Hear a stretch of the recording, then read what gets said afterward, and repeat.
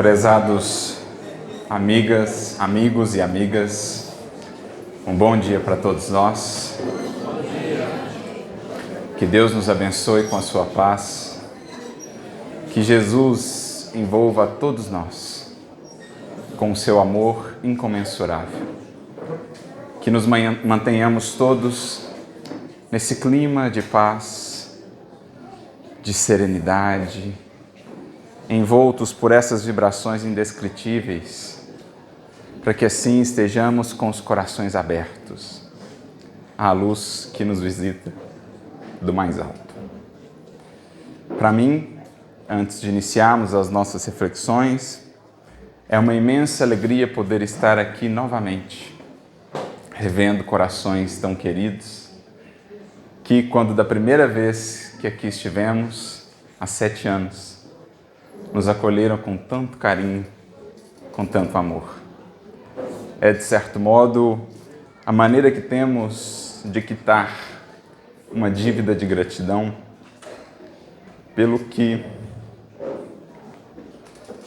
aqui podemos recolher e acolher em nossos corações para a jornada. Que o Senhor, portanto, nos abençoe as reflexões, que possam ser proveitosas a todos nós e que deste evento saiamos com esse espírito de alegria, de serviço, sobretudo de amor, que é a própria alma do Evangelho. O apóstolo Paulo, na sua primeira carta aos Coríntios, capítulo 15, versículos 13 e 14, nos dirá: se não há ressurreição dos mortos, então também Cristo não ressuscitou. E se Cristo não ressuscitou, vã é a nossa pregação e vã é a nossa fé. Estabelecia assim o apóstolo um dos mais importantes pilares do próprio Evangelho. Aquilo que o Cristo afirmou, expressou e gravou na história dos séculos e da humanidade. A realidade da vida imortal, para além de qualquer sombra, para além da morte. Com seu retorno triunfante em espírito, a afirmar que a cruz não havia sido a última palavra, que pelo contrário não era senão ela, com o seu exemplo de imenso sacrifício e renúncia, um portal para a vida abundante. Jesus dava a base do Evangelho, que haveria de sustentar nos próximos anos, nos próximos séculos, centenas e centenas de mártires, que aos circos e aos martírios se encaminhavam a cantar as glórias da imortalidade. A força desse bem que nem a morte teme. Porque a morte em todos os tempos foi o último recurso dos tiranos e do mal. Mas diante daqueles que nem a morte temem, que força tinha o mal? Que força tinham os circos? César e todos os perseguidores de todos os tempos vinham a se chocar com aqueles muros de aço e de concreto, fés inabaláveis, espíritos inquebrantáveis, que pela certeza dessa imortalidade, da ressurreição com Cristo, em outros páramos, nada temiam e a própria vida estavam dispostos a oferecer, para que aquelas sementes, para que mesmo as gotas de sangue que ali fossem derramadas, se convertessem em árvores dadivosas das virtudes do Evangelho. A ponto de um dos principais historiadores daquele tempo chegar a dizer: parece que parece que o sangue dos mártires é semente de novos cristãos. Quanto mais os perseguimos, quanto mais tombam corações nos circos, nas cruzes ou em todas as formas de martírio que foram concebidas, mais aquela mensagem ganhava força e vigor. Mais e mais novos corações afirmavam a sua fé inabalável no Senhor e na vida que Ele expressou.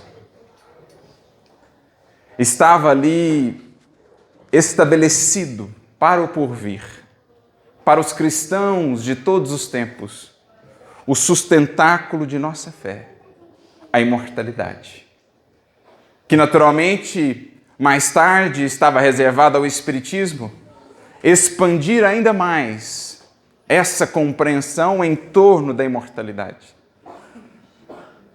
mostrando-nos as muitas moradas de nosso Pai, não somente os planetas, as pluralidades dos mundos habitados, mas também essa outra dimensão em que a vida se espraia de tantas maneiras, em tantos níveis de gradação, desde as esferas mais próximas que nos circundam, às esferas sublimes que um dia veremos de alcançar.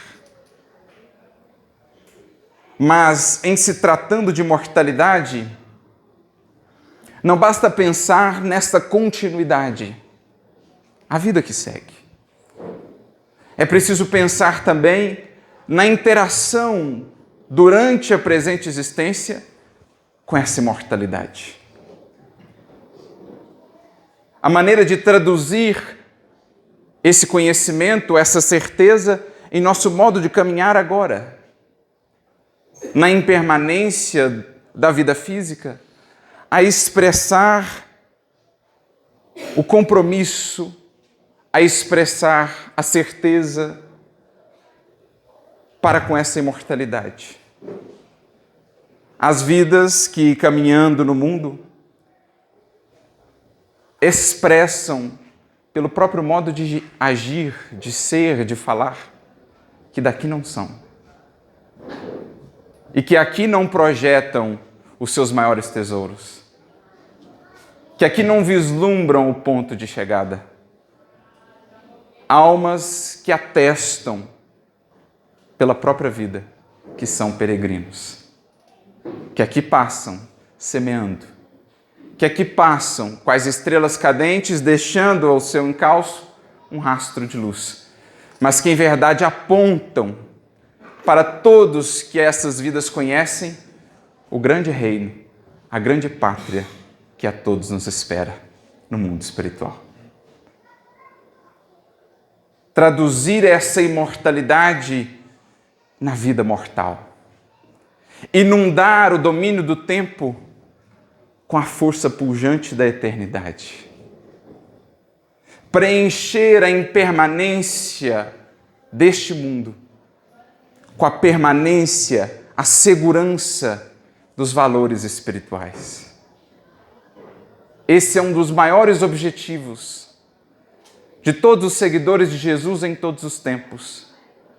Fazerem-se na terra um portal do céu, trazendo para o mundo algo do céu, algo daquela Jerusalém celeste que no livro de Apocalipse, encerrando o Evangelho, é mencionada.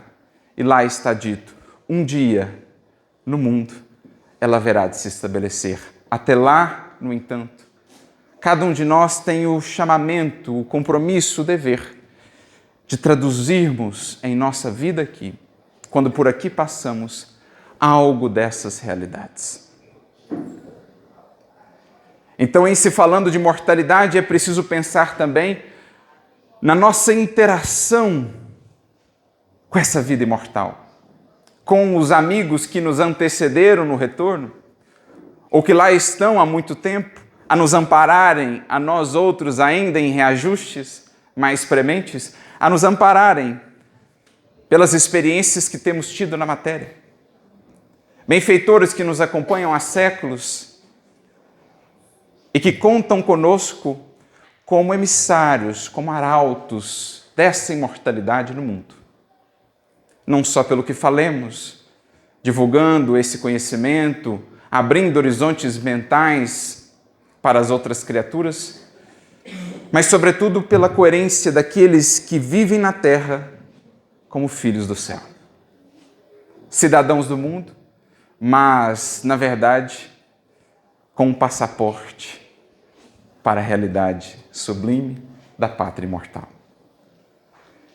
E nesse sentido, claro, recordamos-nos da mediunidade, que especialmente a partir do advento do Consolador, vem cumprindo de maneira mais universal, de maneira importantíssima esse papel de nos permitindo cada vez trazer essa vida imortal para mais perto de nós, durante a trajetória aqui neste mundo.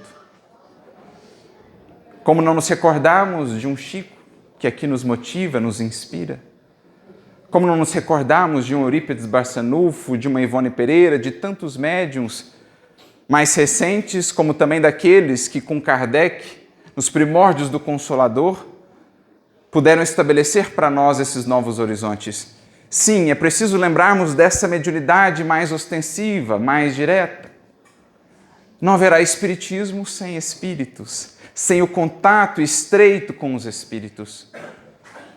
Mas é preciso pensemos também no sentido mais abrangente dessa interação, desse intercâmbio entre os dois planos, sobre o qual o próprio Kardec irá falar em O Livro dos Médiuns, ao trazer, de certo modo, duas definições de mediunidade. Uma, sentido mais estrito, que fala daqueles que têm a faculdade mais bem definida. No entanto, também fala ele de um sentido mais lato, mais amplo. Qualquer espírito, pelo simples fato de pensar, de interagir com outros pensamentos, será também médium. Estando no corpo, recebemos nós o pensamento, a influência, a inspiração de espíritos desencarnados. E a partir do nosso agir, então, no mundo, seremos, num certo sentido, também médiuns. Claro que quanto mais sintonizados à espiritualidade superior, pelo nosso modo de sentir e de nos conduzir, mais estaremos conseguindo ser os médiuns que precisamos ser, das forças superiores da vida, e não mais médiuns das forças inferiores, como tantas vezes temos sido, dando vazão ao nosso velho egoísmo, ao orgulho, à vaidade, sintonizados com forças que ainda criam obstáculos ao progresso do mundo e da humanidade. Mas convida-nos o Senhor, convida-nos o Espiritismo, pelo estudo que nos proporciona e, sobretudo, pelo resgate da mensagem viva de Jesus, a estabelecemos a nossa mente, o nosso pensamento em faixas mais elevadas, em outras moradias, dentre as muitas possíveis na casa do Pai. Porque quando falamos de moradias, não basta pensar neste ou naquele planeta, não basta pensar nesta ou naquela esfera. É preciso entender também que moramos onde projetamos o pensamento. Nesse sentido, há muitas moradias possíveis, onde definimos a nossa mente, a faixa, o diapasão do nosso pensamento. É preciso, portanto, pensar em sermos canais dessa imortalidade no mundo, por meio desse intercâmbio que se faça com os imortais, seja pelas vias mais diretas, enquanto médiuns, seja por essas vias menos diretas, enquanto médiuns em sentido mais amplo, a expressarem no mundo essas inspirações que nos chegam, dos benfeitores que nos acompanham, das mentes com as quais sintonizamos quando ao Evangelho buscamos. Porque sem isso, todo o nosso movimento, todo o nosso esforço no mundo estará ainda muito empobrecido de recursos. Porque de lá vem o manancial. De lá surge a fonte que nutre, que sustenta tudo o que aqui viemos a realizar de bom. É preciso essa sintonia se estabeleça e se mantenha. Recordo-me daquela passagem envolvendo o apóstolo Paulo e Silas, um de seus companheiros de viagem apostólica, quando encontravam-se na cidade de Filipos. Ali se deparam com uma pitonisa Era um outro termo, um outro nome, para designar uma médium.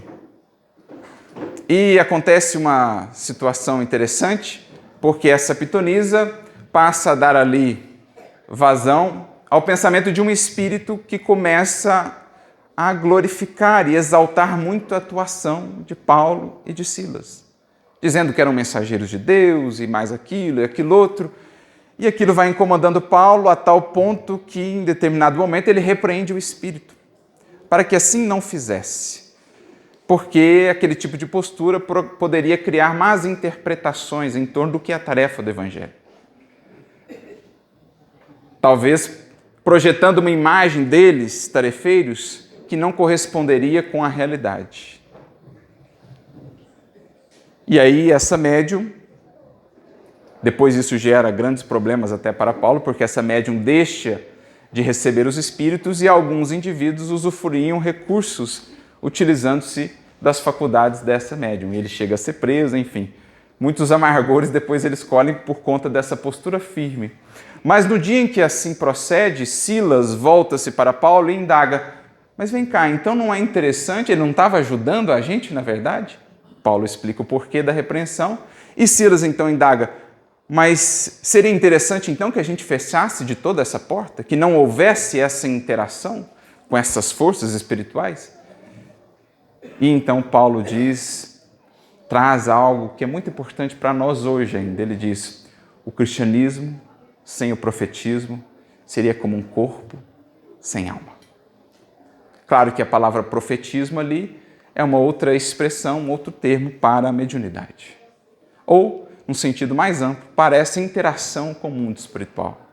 Os que aqui operamos na matéria, se não estivermos muito bem conectados e se não nos colocarmos como canais por meio dos quais as fontes realmente superiores da vida possam operar, nós estaremos sempre muito empobrecidos de recursos, de entendimento, de discernimento, quanto até mesmo o que nos cabe fazer.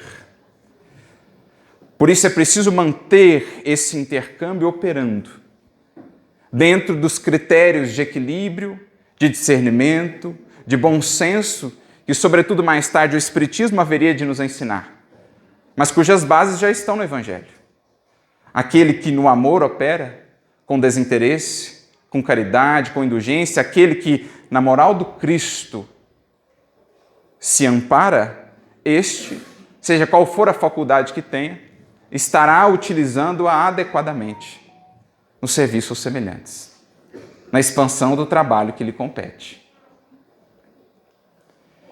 Mas para que essa imortalidade de fato possa vicejar, desenvolver-se em nossa vida e expandir, a despertar os corações que ainda dormem para as realidades transcendentes da vida, existe um elemento essencial.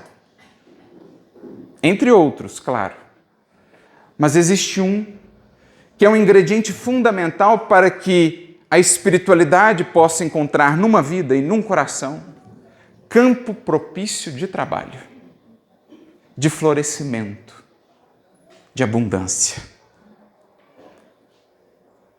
E foi justamente sobre esse elemento, me recordo, com profunda gratidão no coração, que pude ouvir certa feita, neste exato local, mais precisamente embaixo daquela mangueira, há 7 anos.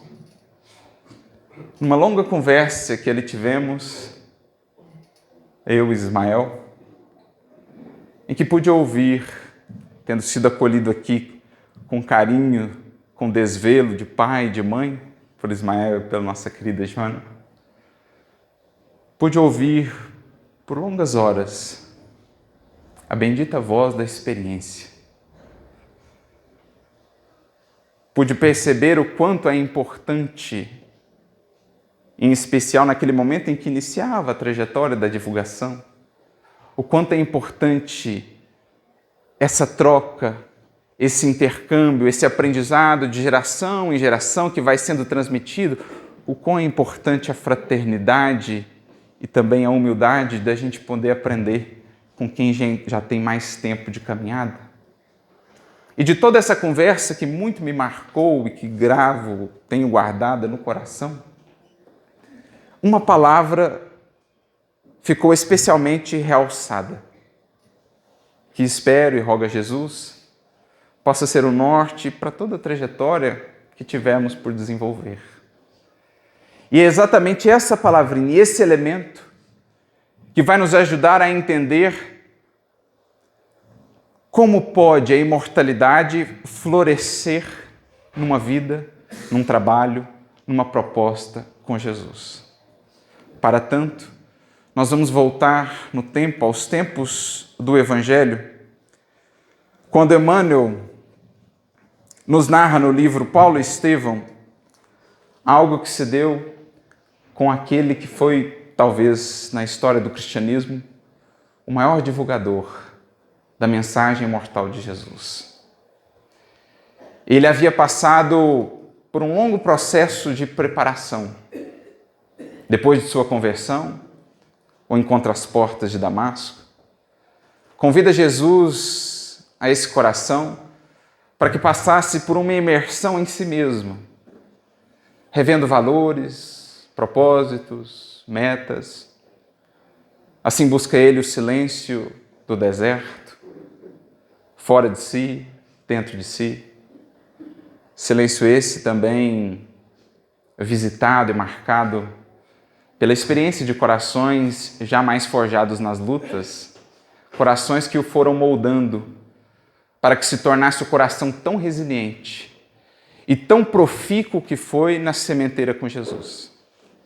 Ele já havia ouvido o conselho de Ananias em Damasco, recolhido as bênçãos da simplicidade daquela casinha onde primeiramente foi acolhido, agora já como cristão, a igreja de Damasco, simples, na casa de uma lavadeira, onde pôde ele comer aquele pão que o seu paladar identificou como tendo sabor de fraternidade e beber da água daquela bilha que ele pôde então sentir em si que provinha diretamente do coração de Jesus, a saciar-lhe a sede.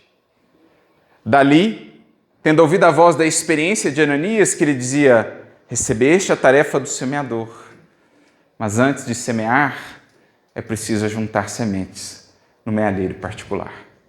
Vai ele em busca então de outro mestre, aquele que o havia educado durante toda a juventude.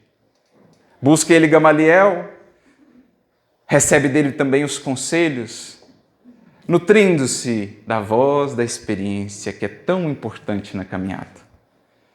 E da voz da experiência de Gamaliel, percebe a importância do deserto. No deserto, estará ali acompanhado de dois corações que o moldariam para sempre. Dois amigos muito especiais, que ele poderia reencontrar outras vezes durante a sua trajetória, sempre com imensa alegria, mesmo que as circunstâncias fossem as mais adversas. Áquila e Prisca partilharam com ele daquele silêncio repleto de eloquência, daquele silêncio repleto da presença de Jesus. A falar àquele coração angustiado, lidando com as suas culpas e os seus remorsos, da misericórdia infinita de Deus, que nos refaz as oportunidades para que possamos então, perante nós mesmos, nos redimir. Ele passa 3 anos naquele contexto, volta a Jerusalém, ouve a voz da experiência de Simão Pedro. Jamais trabalhado pelas lutas na casa do caminho, ele, Paulo, sempre muito impulsivo, já desejoso de levar a mensagem por onde passasse, ouve de Pedro: a planta ainda está frágil, talvez possa se quebrar. Mais um tempo, mais adubo, o adubo do silêncio, o adubo da reflexão, o adubo da paciência, a fim de que ela possa se fortalecer, a fim de que ela possa estabelecer raízes mais profundas, porque creia-me, Paulo, será preciso. Será preciso. Ele vai então para a sua terra natal. Tem aquele momento muito doloroso em que o pai não o compreende, não o acolhe, mas ele segue. Recebe o recado amoroso de Abigail do mundo espiritual, a força da imortalidade a nos sustentar nos momentos mais difíceis. E ali ele passa 3 anos, tido na sua terra natal como um louco pacífico, no silêncio do seu tear, tecendo as tendas, os tapetes, mas tecendo também dentro do seu coração todos os fios dos conselhos, dos conhecimentos que vinha recebendo, a fim de ir compondo gradualmente com eles a obra-prima que haveria de nos legar. Um coração sendo moldado, um coração sendo trabalhado por Jesus para a tarefa. Passados 3 anos também, ele é então visitado por aquele que havia sido o seu intercessor em Jerusalém. Depois de voltar do deserto, alguns, na casa do caminho, estavam reticentes em recebê-lo. Outros tomaram partido de acolhê-lo, dentre eles o próprio Pedro e Barnabé, que se dispôs, inclusive, eu vou ter com ele. Eu irei sondar se houve ou não de fato mudança. Esse mesmo advogado que outrora intercedera por ele o vai buscar em Antioquia. Na sua terra natal, para levá-lo a Antioquia, certamente inspirado pelo alto. E podemos dizer que ali em Antioquia, nós temos o arremate final do Cristo na preparação do trabalhador. E é ali em Antioquia, como ele também já pôde vivenciar lá em Damasco, que ele vai receber o contato mais direto, ou que esse ingrediente mais fundamental será inserido na receita, na mistura, para que o resultado pudesse ser o que foi, o que nos encanta até hoje, o que marcou a história do cristianismo e do próprio mundo. Tal a força dessa palavra que um dia ecoou em tantos lugares por onde passou. Ali em Antioquia, ele receberia esse ingrediente essencial. Por isso nos diz Emmanuel, a instituição de Antioquia era, então, muito mais sedutora que a própria igreja de Jerusalém. A igreja de Antioquia, naqueles primeiros momentos pós a partida do Mestre, se configurava como a comunidade mais florescente, mais até do que a própria Jerusalém, envolta naturalmente nas lutas políticas com as quais Pedro tinha de lidar, e Tiago, tantas questões ali pragmáticas, tantos desafios. E em Antioquia não. O espaço era mais propício, os corações estavam mais livres para voltarem-se para as coisas mais essenciais. Então era uma comunidade florescente, por isso buscada por tantos. E foi ali onde Paulo foi sendo forjado, preparado por Jesus nos toques finais. Ali ainda ele passa uma de suas experiências mais interessantes. O prodigioso orador, reconhecido pela eloquência e pela capacidade de argumentação, ao subir ao púlpito em Antioquia, gagueja. Não consegue coordenar os argumentos e os raciocínios.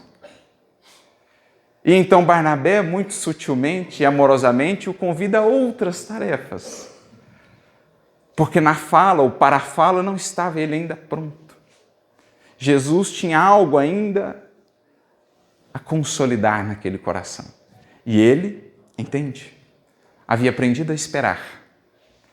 Havia aprendido a entender os recados de Jesus que nos chegam sutilmente, os quais muitas vezes não vemos porque nos falta a humildade, a paciência. Nossa visão se turva pela revolta, pela impaciência, pelo orgulho, pelo amor próprio. E então não vemos como o Senhor está nos preparando a partir dessas circunstâncias. Diz Emmanuel, prosseguindo, vivia-se ali num ambiente de simplicidade pura, sem qualquer preocupação com as disposições rigoristas do judaísmo. E aqui chegamos aonde queríamos chegar, no elemento e no ingrediente fundamental. Simplicidade pura. A mesma que ele havia encontrado em Damasco, mas que aqui em Antioquia se fazia ainda mais presente, mais pura. E veremos qual o resultado dessa simplicidade no que ali viviam aqueles primeiros cristãos. Simplicidade que foi a palavrinha que se destacou na conversa que aqui pudemos ter.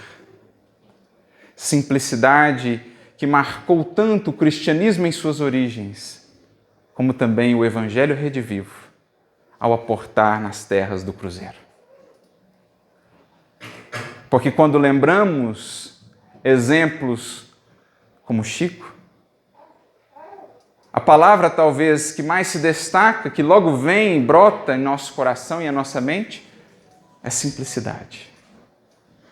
Quando voltamos ao Espiritismo, estabelecendo nestas terras, em meio a tantas lutas, vamos a Santa Maria, a Senhor Mariano e os seus, num clima de simplicidade, onde a espiritualidade florescia, onde espíritos sublimes ali desciam, trazendo revelações, informações dos altiplanos celestes, a corações singelos, que não se deixaram ludibriar ou envolver pelos artifícios e complicações do mundo ou do intelecto, apartado do sentimento. Mantiveram-se simples. E por essa simplicidade, conseguiram alcançar a fonte pura do Evangelho de Jesus, que para ser encontrada, pede de nós esse mesmo elemento. De Santa Maria, vamos a Eurípides, que ali esteve também. Vamos ao Jasmineiro, vamos ao colégio Allan Kardec, vamos às aulas junto à natureza, às mangueiras, à luz das estrelas, sob a qual ele falava de Jesus aos corações. Dessa maneira, se fazendo indelével na vida daqueles que com ele puderam conviver. Do Jasmineiro, vamos ao Abacateiro, e assim sucessivamente. Quando vamos percorrendo os rincões deste Brasil, vamos vendo que o Espiritismo assim surgiu, trazendo em seu DNA, trazendo em sua abordagem essa mesma simplicidade que configurou essas primeiras comunidades e que foi o segredo do seu sucesso, não conforme os padrões do mundo, sucesso segundo os valores do Espírito. Triunfaram porque simples se fizeram. Ao cedermos às complicações, ao apego às fórmulas, ao personalismo, aos caprichos, às exigências, vamos criando uma série de armadilhas para nós mesmos que nos fazem ficar pelo caminho. Só o simples consegue escapar indene a todas essas armadilhas, a todos os cantos de sereia. Só o simples se faz leve, se faz livre para não se prender e não se desviar do caminho que está proposto. Então, o grande segredo da prosperidade espiritual de Antioquia, da comunidade de Antioquia, aqui está, na simplicidade pura com que os corações interagiam entre si. Simplicidade que aqui encontramos nas canções, no ambiente, na natureza, nos corações que aqui nos reunimos. A simplicidade aqui desta mangueira, a nos conectar à simplicidade do abacateiro, a nos conectar à simplicidade do jasmineiro, a nos conectar à simplicidade desses corações se reunindo às margens do rio Orontes, que passava ali do lado da cidade de Antioquia.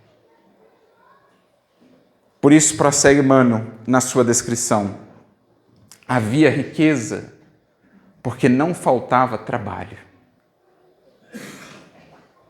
Quando aqui estivemos, muito do que hoje aqui está, estava por fazer. Era projeto, era sonho. No coração, na mente do Ismael, da Joana e de outros colaboradores.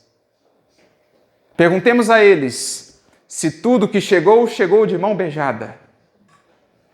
Se a riqueza os favoreceu para estabelecerem o que aqui há, o trabalho que se desenvolve,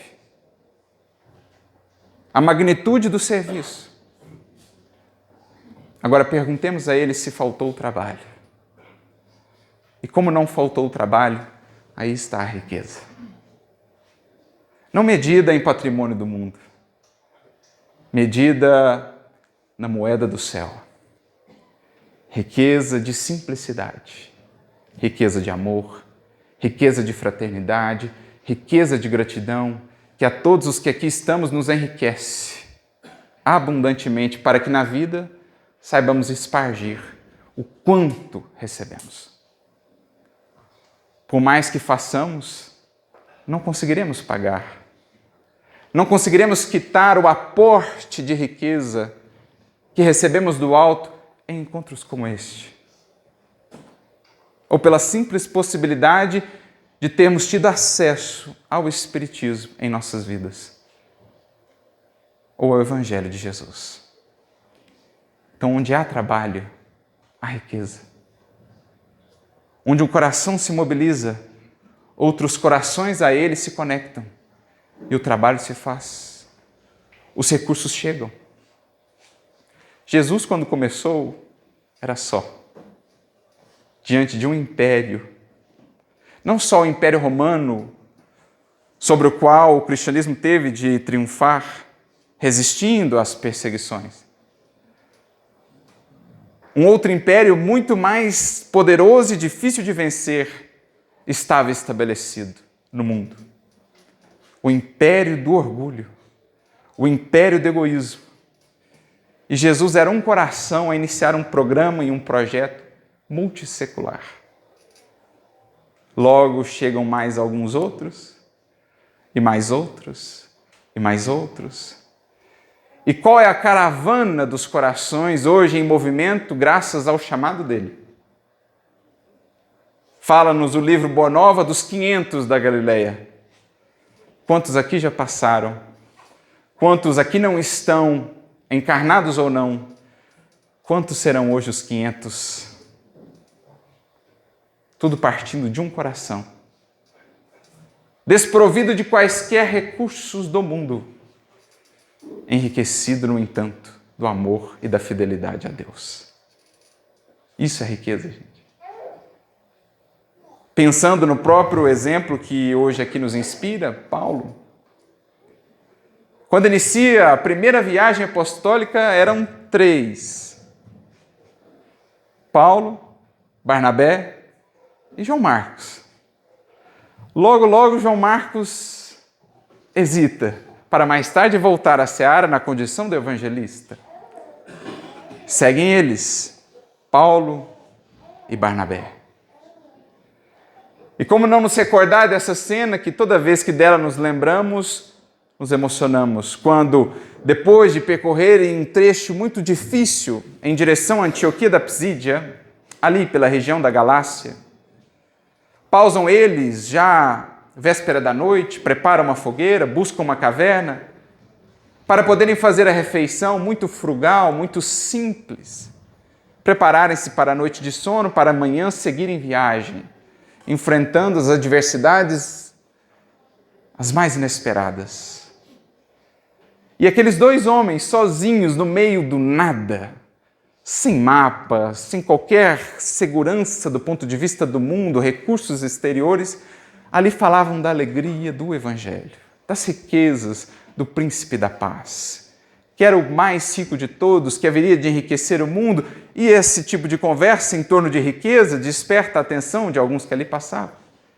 Então são surpreendidos no meio da noite por alguns salteadores que adentram a caverna dizendo: passem o que têm. E acrescentam: ouvimos falar de um grande tesouro, de um homem muito rico. Quem é esse homem? Qual é esse tesouro? E Paulo, com profunda presença de espírito, então diz: ali está o mapa do tesouro, apontando para as cópias do Evangelho que Barnabé tinha em mãos. Quem encontrá-lo nunca mais terá necessidades. Os homens então passam a mão naquelas cópias, desaparecem na noite dizendo: estejam gratos aí que não os matamos. Levam também os alimentos que eles tinham, o pouco alimento que eles ainda tinham, algumas capas. Então Barnabé olha para Paulo com aquela cara, de desconsolado. Paulo diz: está tudo tranquilo, estejamos jubilosos. Com relação ao alimento, não vão faltar aí frutas silvestres. Com relação à proteção, a gente se cobre com o musgo das árvores. E então Barnabé dirá: sim, com tudo isso, estou tranquilo, a gente se vira. Agora as cópias do Evangelho. E então Paulo sorri, como quem tivesse ali a solução e a resposta, enfia a mão dentro de sua túnica e tira então uma outra cópia do Evangelho, que ele guardava junto ao coração, aquelas que haviam sido utilizadas por Estevão na casa do caminho. O sorriso então reaparece. Ambos se alegram como se fossem naquela noite escura, sem alimento, sem capa, para a jornada ainda prosseguir, como se fossem as criaturas mais ricas do mundo. Onde há evangelho e onde há trabalho, gente, há riqueza. Os corações chegam, os recursos aparecem e a obra se faz. Basta lembrar que Jesus, o que mais enriqueceu o mundo, nenhum recurso tinha, nem mesmo uma pedra onde reclinar a cabeça. Isso me lembra de uma mensagem de André Luiz no livro Espírito da Verdade, capítulo 40, quando ele nos diz, fazendo uma comparação, Jesus e você é o título. O mestre nem uma pedra tinha onde reclinar a cabeça. Se nós temos um travesseiro, já temos mais que ele para fazer. O mestre não contou com ninguém na hora mais difícil. Se temos um amigo, já temos mais do que ele para fazer o que nos cabe. Então é nesses termos que nós vamos entendendo a riqueza que há na simplicidade.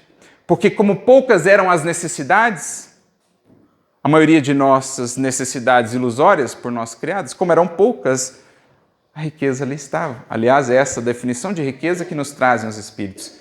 Ricos serão os que menos necessidades tiverem. Todos amavam as obrigações diuturnas, aguardando o repouso da noite nas reuniões da igreja, qual uma bênção de Deus. Os israelitas, distantes do foco das exigências farisaicas, cooperavam com os gentios, sentindo-se todos unidos por soberanos laços fraternais. Na ausência da simplicidade, surgem as dissidências. Na ausência da simplicidade, surgem as divisões. Na ausência da simplicidade, nós tornamos coisas que são secundárias primordiais e perdemos o foco do que nos cabe fazer. Na ausência da simplicidade, a obra sofre dano porque as pessoas ficam à frente. Não as pessoas no sentido de quem devemos servir, mas as pessoas no sentido do personalismo. E é o que o Espírito de Verdade nos relembra em o Evangelho segundo o Espiritismo, quando fala dos obreiros do Senhor, os trabalhadores da última hora, que silenciando os vossos antagonismos, as vossas dissidências, os vossos caprichos, possam se unir para que a obra não sofra dano, para que a obra possa prosperar.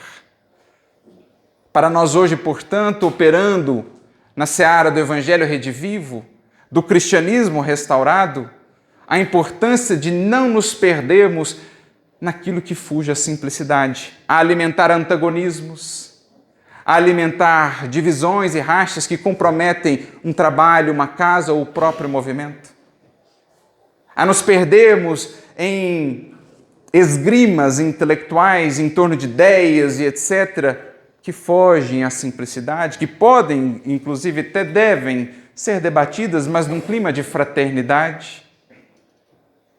Porque enquanto outras comunidades do cristianismo se viam ali em lutas com essa questão dos judaizantes, dos gentios, como a própria comunidade de Jerusalém, em Antioquia isso estava diluído. Por quê? Pelo espírito de simplicidade, em que todos se viam como irmãos, em que as divergências possíveis e existentes eram deixadas em segundo plano para que a fraternidade, o amor e a caridade estivessem à frente de toda a nossa atuação. Não por acaso, Kardec foi tão enfático ao longo de toda a codificação, em especial no livro Viagem Espírita, em 1862, em enfatizar a centralidade da caridade em nossa atuação espírita, sem a qual não haverá instituição humana estável, não haverá movimento humano estável que não se ancore, que não se ampare na caridade, que anda de mãos dadas com a simplicidade. Porque, distanciados delas, criamos fantasmas. Nosso discernimento se torna comprometido. Consideramos importante demais aquilo que brilha aos olhos do mundo ou que tem valor segundo as visões e perspectivas do mundo e deixamos em segundo plano aquilo que é realmente do Espírito, aquilo que é imperecível, aquilo que não passa. Raríssimos os que falavam na circuncisão, que era uma outra grande questão daquela época, e que por constituírem fraca minoria, eram contidos pelo convite amoroso à fraternidade e à união. Então aqueles que queriam talvez criar ali alguma celeuma, algum problema, eles eram envolvidos por tanta fraternidade, por tanta simplicidade, os outros relevavam, os outros compreendiam, os outros silenciavam, não se deixavam tomar por orgulho ferido, amor próprio, melindre, que eles falaram, então, esse segundo, questão secundária, deixa esse segundo plano, vamos fazer o que nos compete. As assembleias eram dominadas por ascendentes profundos do amor espiritual. A solidariedade estabelecera-se com fundamentos divinos. As dores e os júbilos de um pertenciam a todos. Eis o que o solo, o terreno da simplicidade propiciou naquela comunidade. Solo fértil, solo arado, solo preparado para acolher as sementes do alto. Os corações simples que ali operavam puderam estabelecer entre si uma solidariedade com fundamentos divinos. Não a solidariedade superficial, somente baseada nas palavras doces, amenas, mas que não resiste à primeira pedra de toque, de uma dificuldade, de uma luta. A solidariedade com fundamentos divinos, em que por mais difíceis fossem os momentos, estavam os corações unidos, sem condenarem, sem procurarem esse ou aquele o que mais errou, não. Erramos todos, caímos todos, nos ergueremos todos, caminharemos juntos todos. Fundamentos divinos. Eis o segredo da resiliência, ou o coeficiente espiritual de resistência daqueles corações, que os fez tão fortes para tudo que precisaram vencer. Eis o segredo de um Chico, para sustentar-se na tarefa mediúnica, com assédios de toda parte, encarnados e desencarnados, manter-se indene, imune a todas as tentações, para chegar ao fim de decênios e decênios de mediunidade, com a consciência em paz do dever cumprido. Com poucos chegam até lá, porque nos perdemos nos desvios da simplicidade. Nos desvios da simplicidade, logo passamos a ouvir a voz maviosa e sedutora, ou da cobiça, ou do prazer, ou do poder, ou do prestígio. E então, corações e mais corações vão tombando na caminhada.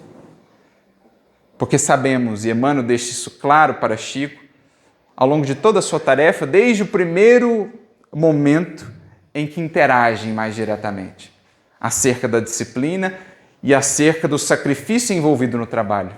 No livro Testemunhos de Chico Xavier, ele dirá, na tarefa cristã, começar é fácil, continuar é difícil, mas chegar ao fim, meu filho, é crucificar-se. Porque num caminho de 10 léguas, já dizia um ditado, quem caminhou 9,5 está ainda na metade do caminho. porque a meia légua final pode ser onde nos desviamos da simplicidade, onde nos perdemos desse ingrediente. Por isso foi a comunidade de Antioquia tão pujante. Por isso ali a imortalidade se expressou com tanto vigor, como veremos, por encontrar ali esse ingrediente. A união de pensamentos em torno de um só objetivo dava ensejo a formosas manifestações da espiritualidade. Em noites determinadas havia fenômenos de vozes diretas. Porque não podemos esquecer, amigos, o que hoje recapitulamos no Espiritismo, um dia o cristianismo viveu. Claro, talvez não com todo o aprofundamento que hoje o Espiritismo nos propicia, mas a espiritualidade daqueles tempos apostólicos foi sublime. Ao lermos um capítulo 14 da carta de Paulo, aqui citada, a primeira epístola aos Coríntios, reconhecemos de imediato uma reunião mediúnica, muito similar às que hoje temos nos moldes espíritas cristãos. Ao vermos os relatos de Paulo em suas cartas, ou mesmo o que o Paulo Estevão nos traz, Emmanuel nos traz nesta obra, vemos o quão pujante foi essa interação entre os dois planos, a fim de que aqueles corações, na continuidade da tarefa do Evangelho, pudessem traduzir aquela imortalidade que Jesus testificou na ressurreição, dizendo: a vida continua e os amigos que partiram estão conosco.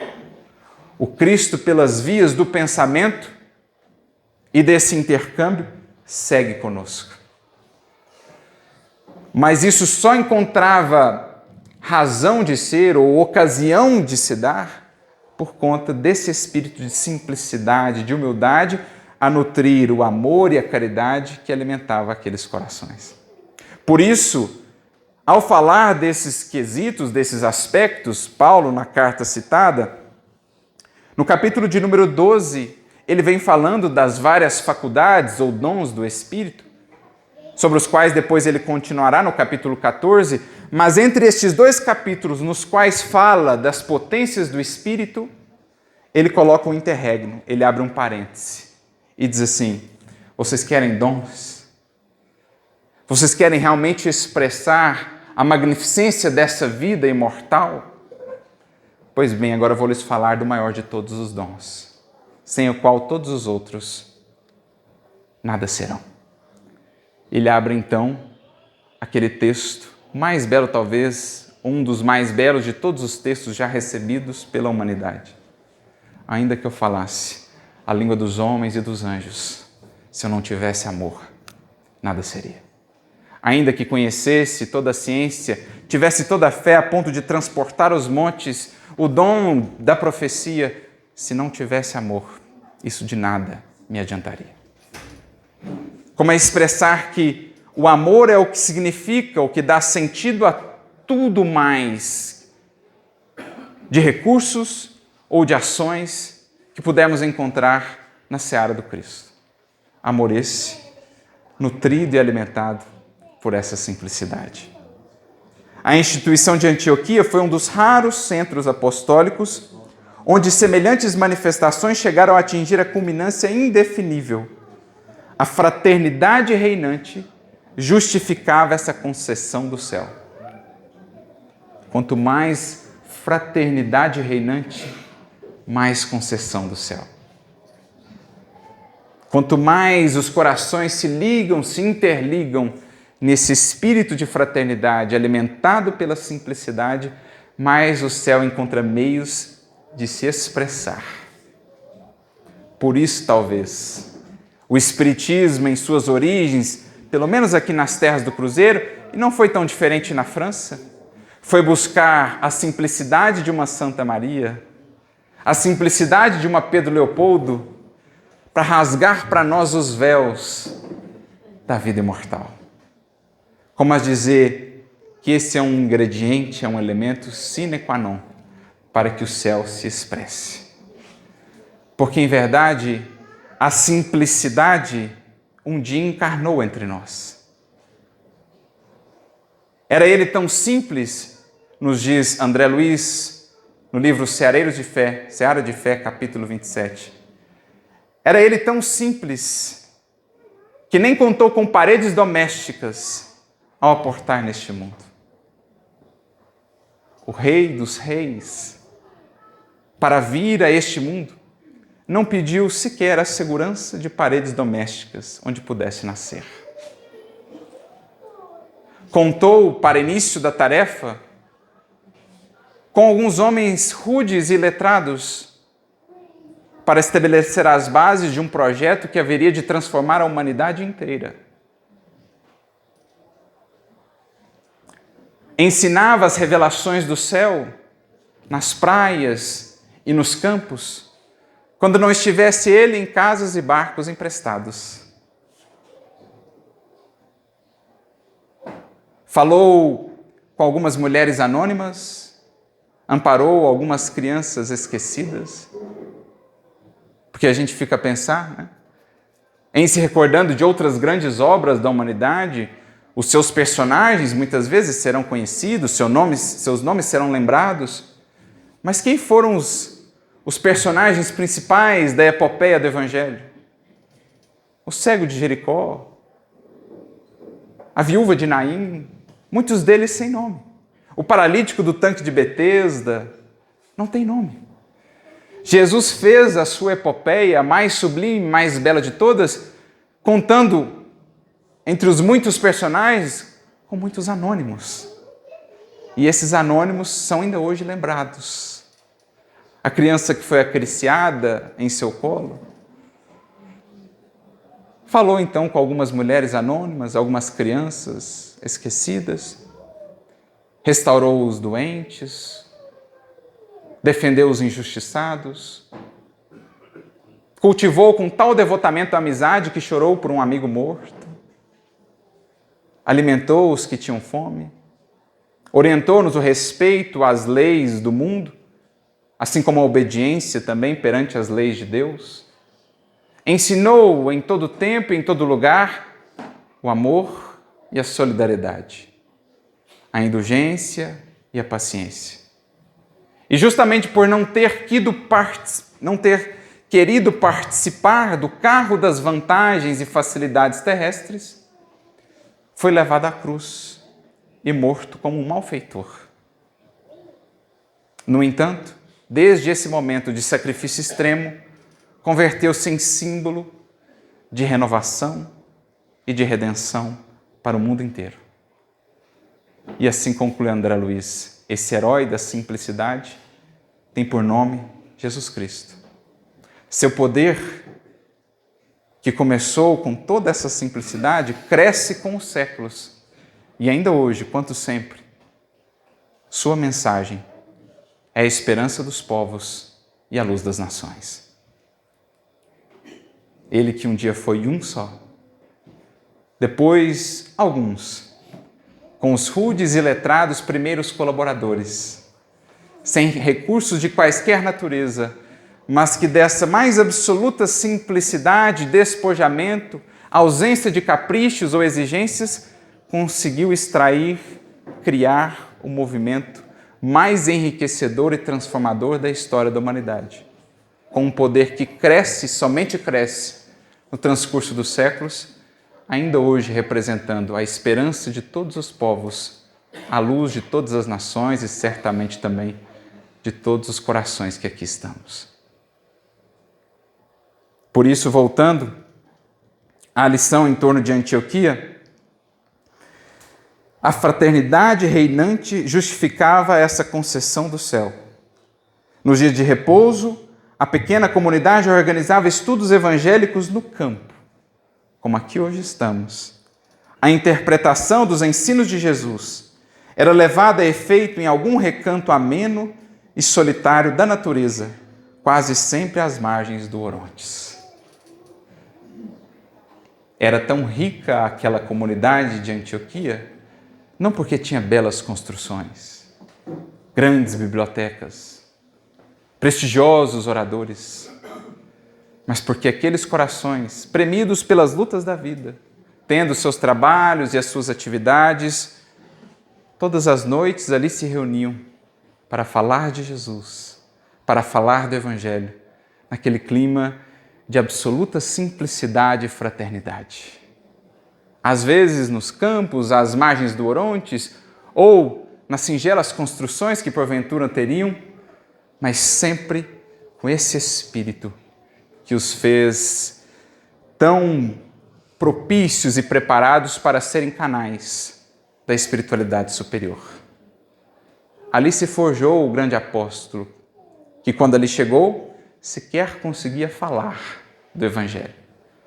Mas que ali, recolhendo talvez o último dos ingredientes essenciais para iniciar a tarefa, dali pôde então partir, enfim, para a sua missão, de por onde passasse, deixar um rastro, um traço e a mensagem de Jesus. Ali, fazendo as suas tendas, pôde ele conhecer alguns dos seus principais colaboradores de depois, grandes amigos do coração, Lucas dentre eles, que seriam o sustentáculo de todo um movimento, de toda uma realização que, passados tantos séculos, nos impressiona, pelo seu poder de nos tocar, pelo seu poder de chegar ao nosso coração. Falando-nos desse Cristo pelo qual todos ansiamos, falando-nos dessa simplicidade pela qual, na verdade, nós todos aspiramos. No mundo, às vezes, perseguimos ilusões, brumas, mas sob o sol da verdade, vamos percebendo aos poucos, como Paulo pôde perceber, que sem o Cristo, nesse clima de simplicidade e de amor, estaremos ainda perdidos, sem norte, sem recursos para fazer o que nos compete fazer. Que, portanto, esse ambiente, esse Evangelho no campo, esse clima de encontro nos possa inspirar. Que passemos pelo pensamento e pelo coração a lembrança lá pelo jasmineiro, pelo abacateiro, voltando até em tempos mais remotos, que possamos visitar as margens do Orontes, esse Evangelho no campo que Paulo pôde usufruir, e que nos deixemos como ele marcar para sempre em nosso coração por essa certeza, por essa compreensão de que, orientados pela caridade, pela simplicidade com Jesus, haveremos de alcançar e realizar aquilo que nos compete. A todos nós, muitas luzes, muita paz, que o exemplo de Paulo, de Chico, de Eurípides, de outros tantos, muitos deles anônimos, a operarem nesses rincões do Brasil afora, possam nos fortalecer e nos estimular na caminhada. Que o exemplo de Ismael Batista, que com sua simplicidade esse legado nos deixou, possa a todos nos tocar e fazer-nos avançar para a caminhada que nos compete. A todos, muita luz e muita paz.